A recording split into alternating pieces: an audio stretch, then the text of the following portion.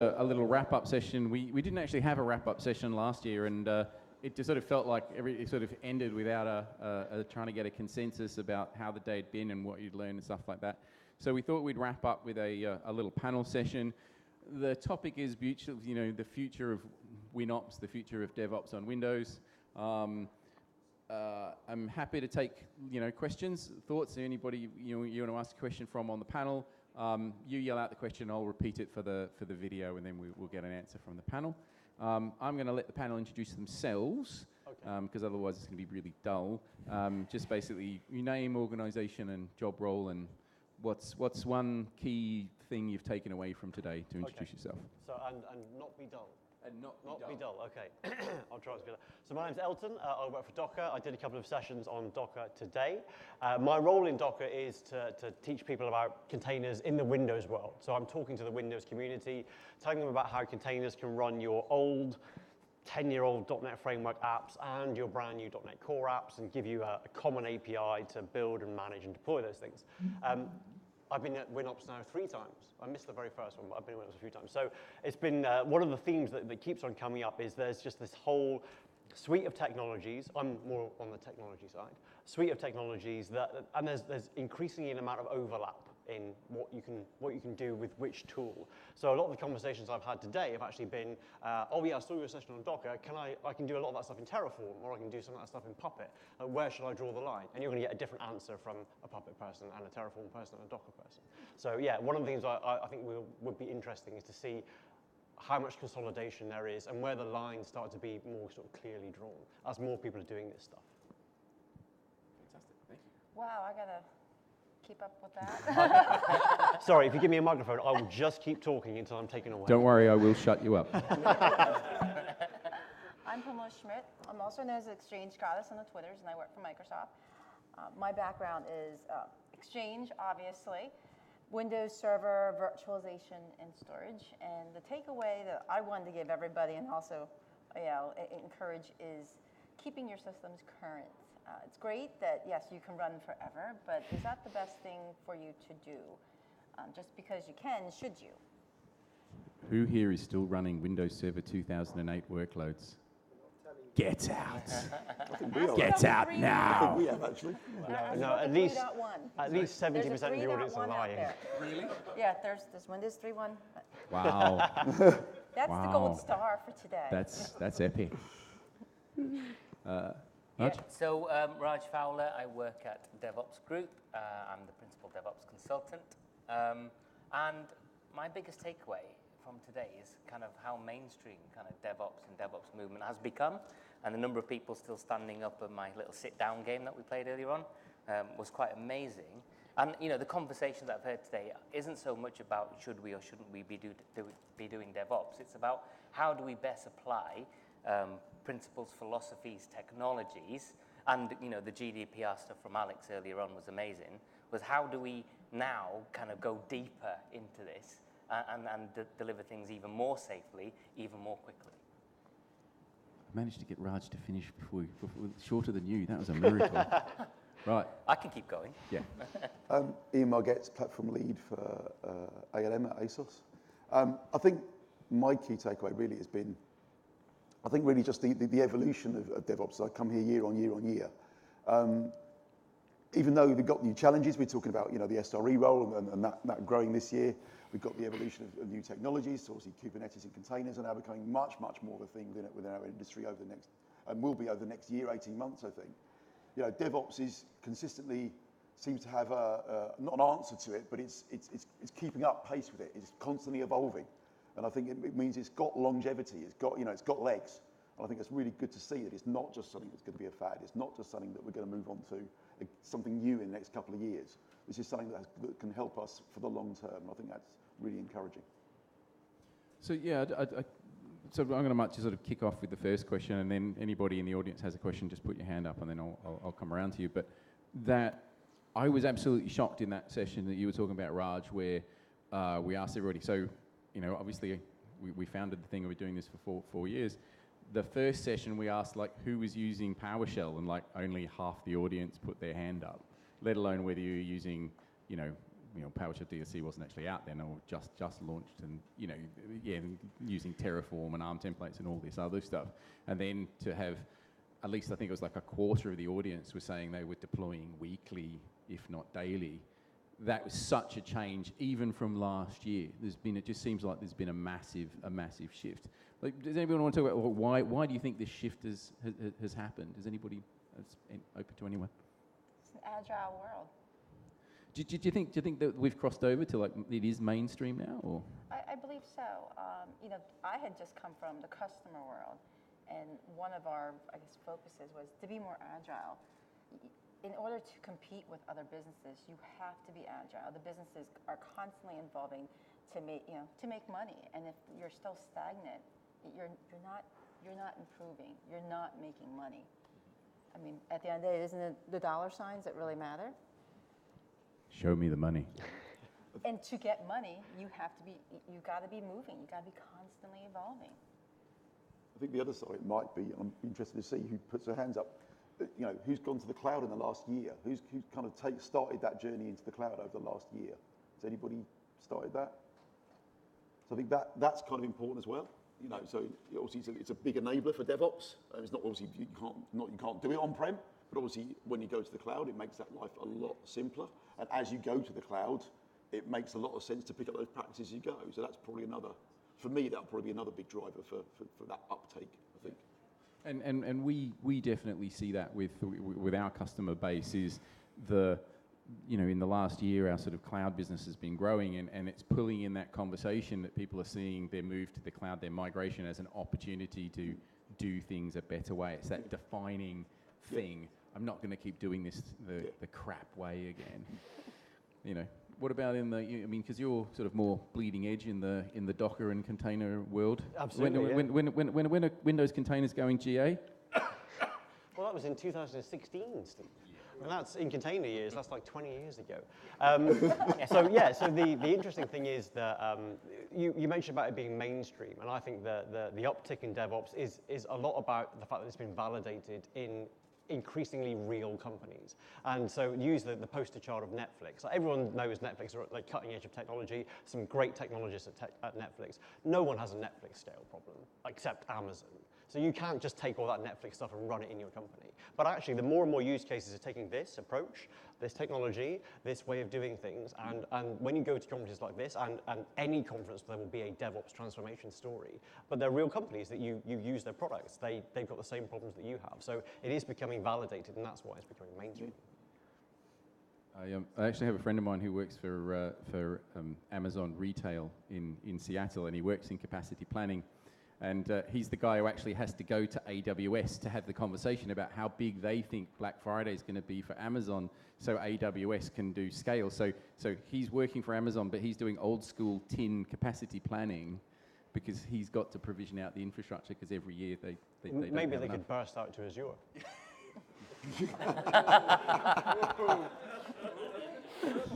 I do want Amazon to come back as a sponsor, please. Cool. All right. Questions from the audience? Anybody got a question for the panel? Anything about any of their presentations or any thoughts or takeaways? Anyone? Go for it. Just yell it out and I'll repeat it. A lot of the talks today have been about Kubernetes and about containerizations on Linux, especially. With the technology that's being used to deploy this stuff now becoming more universal, not whether it's Windows, Linux, or whatever it is being deployed onto, what are people's thoughts about more of the WinOps stuff that used to be kind of workloads that were on Windows in the .NET space, for example, moving to Linux, and where do you see that going forward? Where do you see the Windows side going in the future? Oh, that's a good question. So I'm quickly gonna hold it back. So just to quickly summarize, a lot of the technology is increasingly becoming cross-platform. We now have the operation to run these tools on both platforms. We now have increasing capability to run .NET workloads cross-platform. Where do we think that evolution is going? What does it mean for the future of the Windows operating system? Like, what are your thoughts? So I think it depends a lot about the appetite of the company who are making that change. So a lot of our clients come to us. We've got 300 .NET applications. They're running on Windows Server 2008 because an awful lot of people are. We want to move them to the cloud, or we want to move them to Server 2019, or we want to refresh our infrastructure if we're running in the data center. These 300 apps, they're on a scale of how well used they are. From this application here is running on a VM, 2 people use it, it's never been updated for the last 10 years, but it's still being regularly used. So this one here is our main active product with a huge backlog and a product team who are working on it. And somewhere in between that spectrum, you're going to be able to carve out niches and say these apps are not going to change. Like, there is no value, business value or technological value in rewriting this .NET Framework 3.5 application in .NET Core. There's a huge business risk in doing that because it's probably all the dependencies that it uses may or may not have been moved to .NET Core. Some dependencies may have been moved but had structural changes, so you've got to regression test all that stuff as soon as you change it. So there'll be a suite of applications where, yes, you can rewrite them in .NET Core and run them in Linux on Kubernetes. And there are going to be some where it just doesn't make any sense. So you could take those applications and package them and run them in Windows containers. And right now you can do that on Swarm, but by March next year probably, Kubernetes will have GA support for Windows. So you can have one cluster, a bunch of Windows servers, a bunch of Linux servers, run all your applications in containers, and you don't care whether they're Windows or not. So I think there will always be Windows, obviously. There's always going to be Linux, but I think the distinction will disappear. Anybody else want to come in on that one? I'm going to add on that. I think it just offers more flexibility for the end users, for the business. Ultimately, you've got choices now rather than being pigeonholed into one operating system. It's just flexibility, and now you can do, I can do everything, and whatever suits your business requirements. And what about the management challenge complexity when we start to come into that world where we are, running all these different workloads? Do you think that is going to make it harder to manage the estate? I mean, I think there let Ian come in from this one, because you are in the process of moving workloads to Linux. We're just starting that journey. So just so you know, ASOS is largely a Windows-based organisation. At the moment, we're probably 99% Windows, I'd say. Except for that Oracle retail you're implementing. Except for Oracle retail, that's the 1%. But we're just starting to look into Kubernetes and .NET Core, and I can see over the next year, 18 months, a significant portion of ASOS will go to Linux. I can see it being 40-50% of our workload will go to Linux. It's a guess, but I can quite easily see it moving across to that kind of idea. So we're just working out that story now as to what does that mean from a management point of view. I don't think it necessarily needs to mean massive differences, because a lot of the tooling that you use to support this stuff now is also aligning. So you've got Linux DSC, you've got the same standard DSC. You can use Puppet in the same way. So a lot of those tools, you can use the same skill sets, the same disciplines to solve different problems. And you are getting to the point where an engineer almost in a generation now, an engineer won't care about what operating system they're going to put it on. They'll just say, "Give me a server," and it'll just give them a server. And they almost won't really matter to them what it's going to be. And I think we're not far away from that. And I think there's two sides to that complexity. There's the complexity as we're adopting this stuff, and yet there are new things to learn. You've got to learn about Docker files, you've got to learn about Kubernetes manifest, you've got to understand what distributed computing means for these applications. So there's complexity there. But then when everything is running in the same way, I think the complexity is a lot less because it's just a consistent way of doing everything. So the way I talk, the way I get logs out, the way I put configuration in, the way I manage and deploy these things, it's the same no matter what type of app it is. So I think the ops become simpler long term. Okay. I'll ask another question. Just to sort of pull Raj into the conversation, we talked about, so when you're at BAE, you were doing SAP, Salesforce, ServiceNow, SuccessFactors, and SharePoint. It was a £40 million portfolio that you were managing. And the reason I'm talking about this is because one of the things he was talking about consistencies of patterns and practices. And you weren't doing a huge amount of DevOps automation technology stuff, but you were implementing consistent patterns of practices and getting huge returns out of that in terms of ways of working. Do you want to talk a bit about that? Yeah, sure. So I think a lot of this comes down to us taking the philosophies that underpin, the 3 ways and lean IT and those sorts of things, and measuring the right the right things and having that kind of vision to goals. And it kind of didn't matter about the teams, you know, as long as we were looking at, you know, how do we collaborate, how do we break the work down, how do we, you know, review and reflect on what we've done. And some teams had 2-week sprints, some teams had 4-week sprints. You know, SAP was slower. Business didn't like to change as much, but, you know, we could change SAP faster than the business could change. The team were really encouraged to use the tools that were already in their platforms. So, you know, SAP, we were encouraged teams to use transports and to use Charm, which was that kind of their orchestration capability. ServiceNow's got built-in capability for handling its own update sets and doing its own releases. We use Visual Studio for SharePoint, etc. So, you know, and part of that was just allowing our engineers to learn more about their product, sending them on the product conferences, giving them training. Some of them hadn't had training for 10 years, and the product's moved on. And so kind of giving them that training and then allowing that time for them to learn their tools, learn what their tools could do, use the inherent capabilities of the platform, whilst bolting on things like, you know, visualization of work. We used ServiceNow's, you know, visual task boards and SDLC engine rather than kind of Jira and stuff like that. And what happened was we said, this is the way, and we started them off, you know, with daily stand-ups, with visualized flow, with retrospectives, all that kind of stuff. And they adapted. They all deviated. They all had their own slightly different way of doing kind of DevOps. Some did Kanban, some did Scrum. But it worked for them. And as long as they went on their path and they got better, and when it came to kind of integrating things where they all had to work together, that we put some sort of framework over the top just to make sure, you know, everybody wasn't heading off in the wrong direction. You know, that kind of really worked. Okay. So just a quick question for the audience. Raj said something about, you know, people learning this new technology. Could you just put your hand up whether you agree with one of these two statements? I do most of my learning about new tools and technologies and ways of working during my company's time and on my company's money. Put your hands up if you agree with that statement. Okay. I do the majority of my learning about new tools and technologies on my time and on my money. Wow. Yeah. So, you know, so...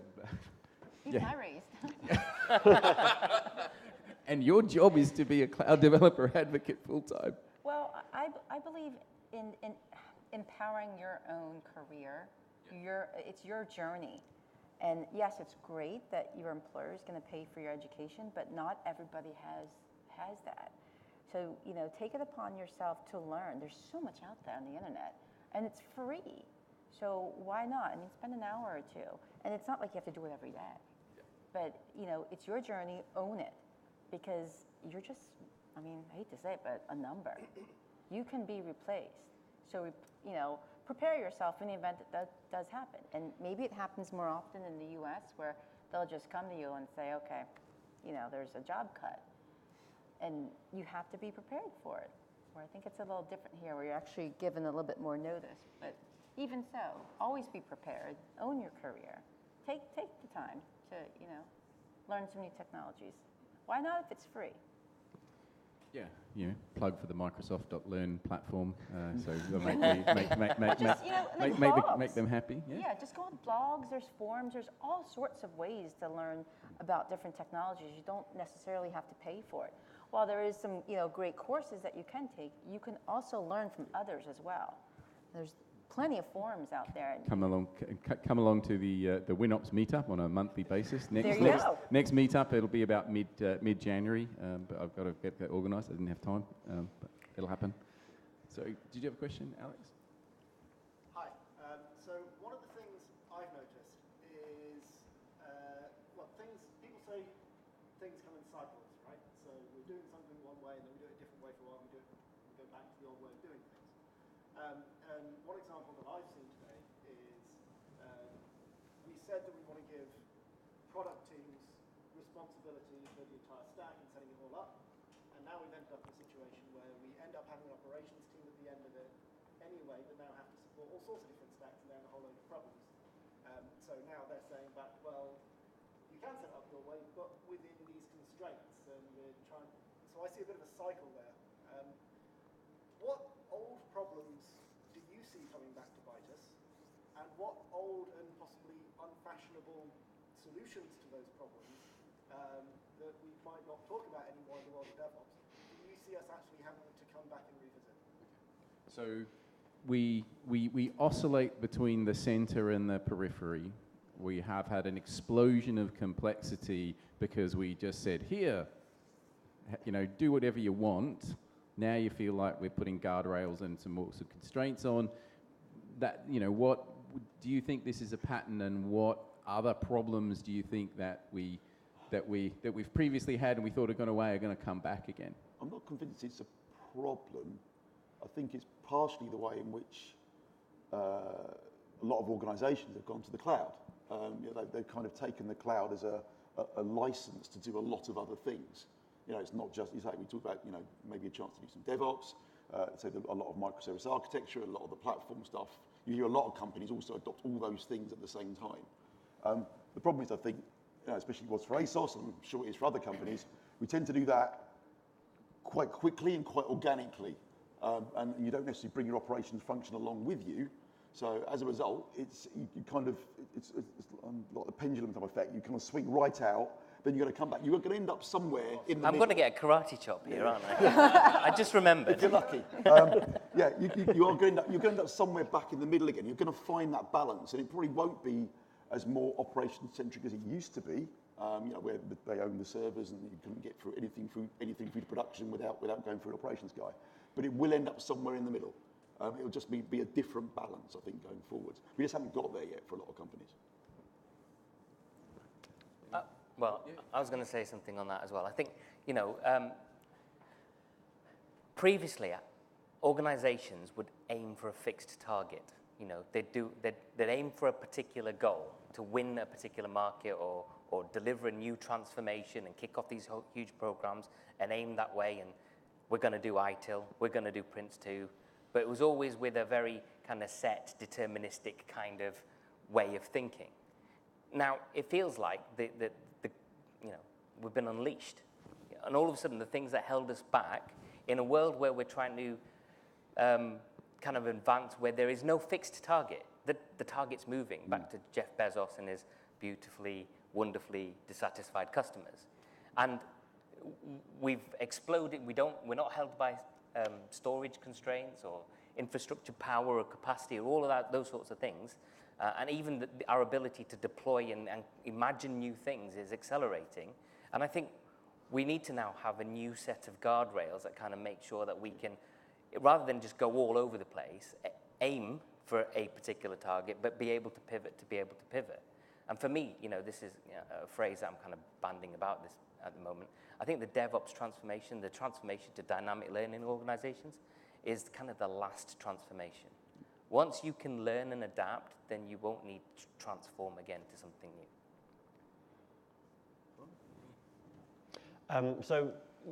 The cycling of patterns from a technical perspective is just definitely.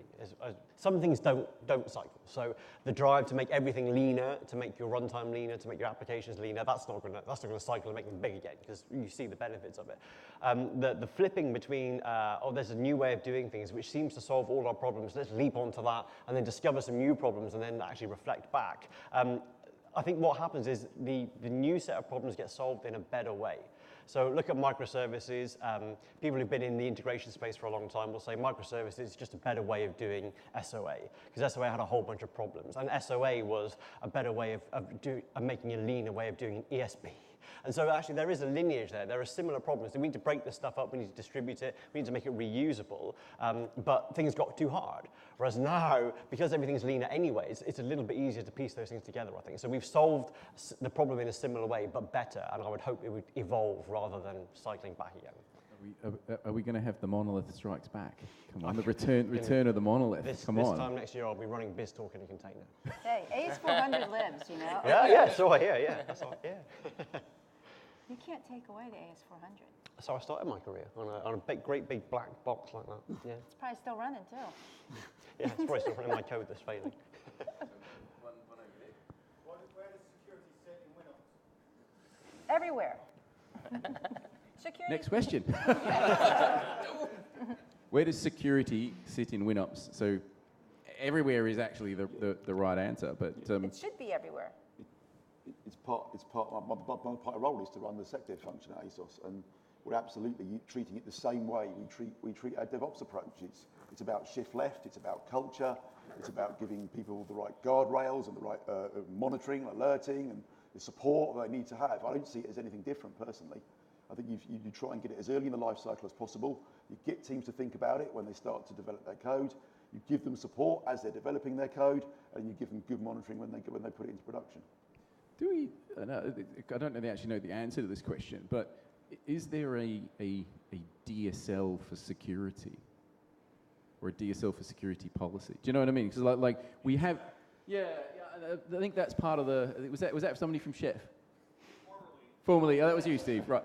Because you know, part of this shift left thing is we've created these domain-specific languages as a way to describe the problem, and like in BDD, it would be like gherkin syntax, you know, given then when type stuff. So I think part of the problem and the shift left things is in order to shift left, you've got to have that domain-specific language, and I think the role, if you're a spreadsheet risk IT security guy, first of all, my sincere apologies, but your job, you know, you are going to have to learn whatever that equivalent of gherkin syntax, or if it's in spec, you know, you're going to have to write code because the code is going to go into your pipeline. I think there's a couple of other things about on the pipeline point of view. The more you're automating, the easier it is to integrate security into your automation. So, you know, if you're manually deploying a package onto a server, you download it from the internet, you double click, you install it. You should get the file hash and check it's the same as the published hash, but you're never going to do it. If you're writing a script, it's easy to do that. So you can put those good practices in from the beginning. Absolutely. The rest of your pipeline that's automating, the tooling now is fantastic. You can automate the scan all your binaries. If there are any problems that just flag up and that you know you have a problem before you even release your software. At runtime, scan your supply chain of all your dependencies. Exactly. All the way. Everything that you use and everything that's in there. And then the other part is AI. So when your applications are running, if they're running in a platform that has the capability to do this, then there's just things watching your application. If it's suddenly behaving in a strange way, then that's something to flag up. You know, you can automate all this stuff. So your applications have a similar pattern of behavior. The AI component watches that and says, well, something's gone wrong here. Why is this suddenly churning 100% CPU? Because someone's installed a Bitcoin miner on there. You know, it finds that stuff out for you. So the tooling can make it easier to make it more secure. The tooling makes it easier to be more secure, but it's also the people running the tools. If you have this mindset of thinking security first or adding security in with your deployment, it comes natural. Yep. It should just be part of the deployment process. I think one of the challenges we've had is some of our kind of bigger security concerns have oddly enough been in our dev test environment, not in our production environment, because teams still think dev test is not as risky. But of course in Azure, it's the same. It's the same VMs, it's provisioned in the same place. You just kind of conceptually treat them as something different. You might not have the same data in it, so there might not be the data risk, but things like the crypto mining stuff, that can still be put on there, you can still get all that. How many Bitcoins has ASOS mined? A lot. That's where most of our money comes from. You know, where we have had you know security conversations, it's been largely around the dev test space because teams kind of conceptually don't treat that the same. And I think that's one of the big differences in the cloud and how you treat security is you've got to treat everything the same way, and you can't just have a front door security policy because if you get through that front door, then quite often now you've got connections all the way through your subscriptions. You may not have secured your networks properly. People haven't put NSGs on correctly, you know, and as a result, you can hop around and you can get to that production stuff from that non-production stuff. So you've really got to think about that in quite a different way. Keyloggers, that's all you need. Yeah. Insecure test or QA environment, somebody RDPs onto a server, and you know, innocent DBA, developer, admin, whatever, they're on their machine, they have a keylogger, RDP, boom. In the test environment, they've got information, and from there, they figure out where the QA environment is or the prod. It's not that hard. It's actually a lot of the latest big breaches in the past couple of years has been from keyloggers. All it is an innocent email that comes through that looks really, you know, authentic, and next thing you know it, you've got, you know, 80 million people's data being exposed. on the dark web. I was just going to say as well. And a 4% of total revenue, global revenue fine. God. Yes. 5% for every breach. But it's happened. So we've got 50 seconds left. So I was just going to say, just considering the organisation I just came from, security was a really big thing. Good. Nuclear submarines. I would really hope so. You'll be hacking into one of them. Thanks for sharing. And so, you know, I think our security department had a really big issue with the delivery of IT projects into service and stuff like that. And kind of as we formed the product organisation, we brought them into that conversation. And one of the things that we found was, because we had a more agile way of working and a more agile application and a product,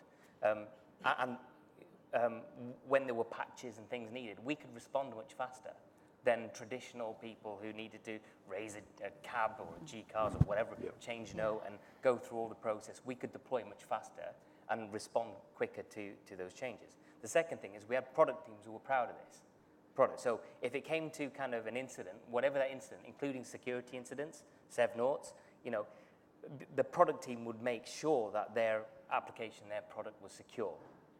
So they didn't have to wake up in the middle of the night being embarrassed about their product. So time to wrap up. 30 seconds, final thoughts. We'll just from the panel and then we'll wrap it up. Any final thoughts? Make sure you 27 come back seconds. next year, and we'll see if we were right. Yeah.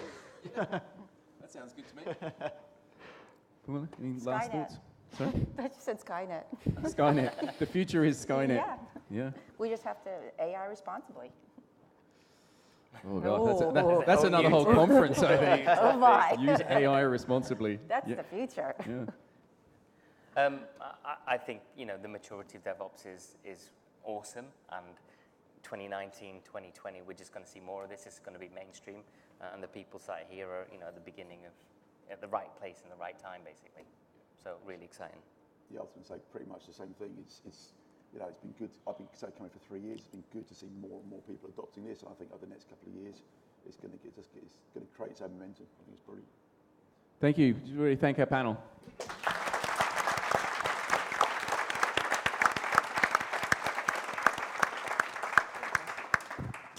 Okay, so basically, WinOps 2018, that's a wrap. So thank you all for coming and being part of the journey.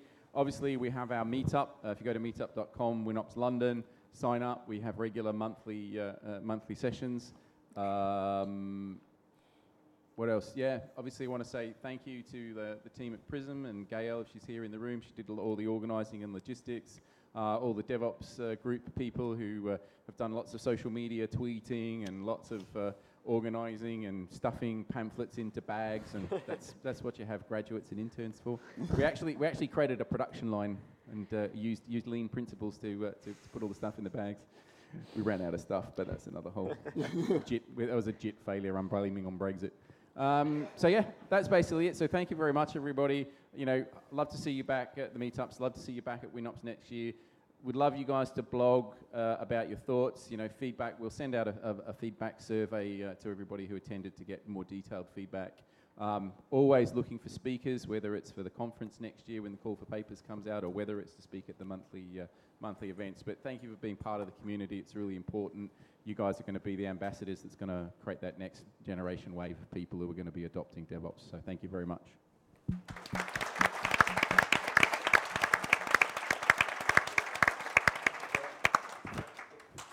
Bar is now open downstairs, so we've got basically bar's open for an hour, and then we have to be out by 7:30 because we didn't think about the fact that it's Friday and they all want to go home. So normally we have the bar open later, but not today. So come and grab a drink and have a chat.